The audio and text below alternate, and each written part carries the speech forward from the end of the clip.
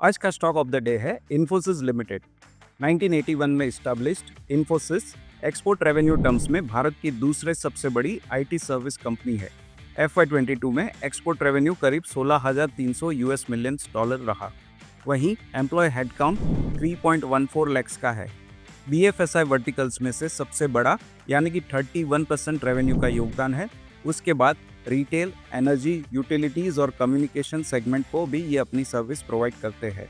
Strong Q1 और revenue guidance में upward revision के ध्यान में रखते हुए हमने FY25, FY26 अर्निंग एस्टिमेट्स को रेस किया है।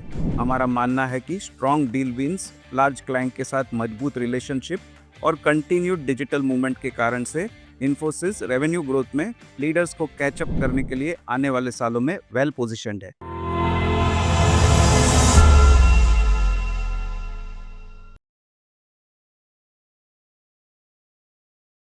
Investment in securities market are subject to market risks. Read all the related documents carefully before investing.